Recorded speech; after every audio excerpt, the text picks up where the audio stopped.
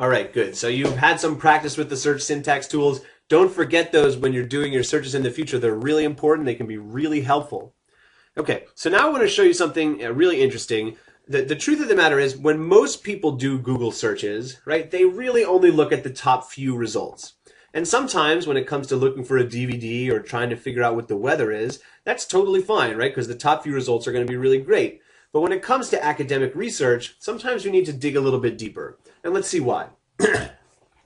I don't know if you've ever seen this before, but on Google they have a button that says I'm feeling lucky. And so if you type something in there and then you say I'm feeling lucky, it'll bring you right to the first choice that Google returns. Okay, so I want to show you something really interesting. I'm going to go to the web and I'm going to go to Google and I'm going to say I'm looking for information on Martin Luther King.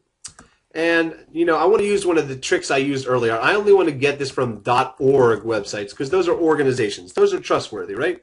So this is going to give me Martin Luther King, and then I'm going to constrain it so I only get .org websites by using that cite colon syntax that we learned before. All right, I'm going to click I'm feeling lucky, and it's going to take us to the first result. Okay, and here we are. We're on martinlutherking.org. That's interesting.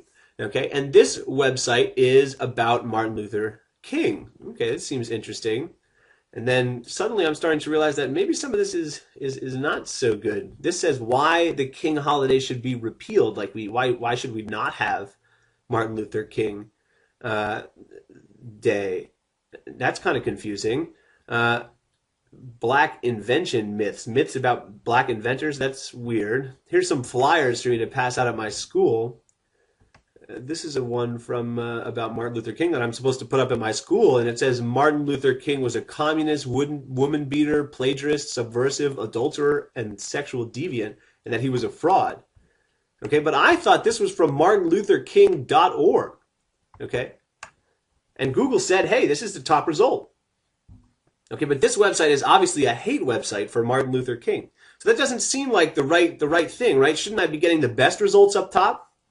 And the fact of the matter is, the way Google decides which pages are on top is actually by how popular they are, right? So if a lot of people are going to this site, if a lot of people are linking to that site saying, hey, check this site out, then Google ranks that very much at the top. So if you search for Martin Luther King, you might get the one that's the most popular, but that doesn't mean that it's necessarily the best source, right? And we all know that things that are the most popular might even be the worst. Say Jersey Shore, which is one of the worst shows on television, but it just happens to be incredibly popular. I just can't understand why. Okay, so it's important that when you're doing your searches, you dig a little bit deeper because the top results might be the most popular, but they might not be the most right. So that means that academic searching takes a little bit of time. When you're looking for reliable information, it takes longer than looking for pizza, right? When you just Google pizza, it's going to be the top result.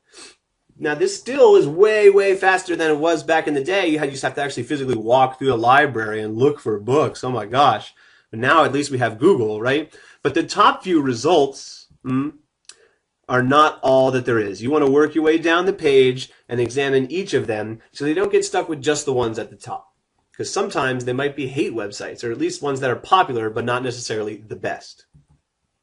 Okay, so we've talked about two things. We talked about some great search syntax to use to refine your searches, to get great searches on Google, and we practiced those a little bit. And we spoke about why it's important to dig below the top results in Google sometimes to make sure that you're getting the best possible answer to the stuff you're searching for.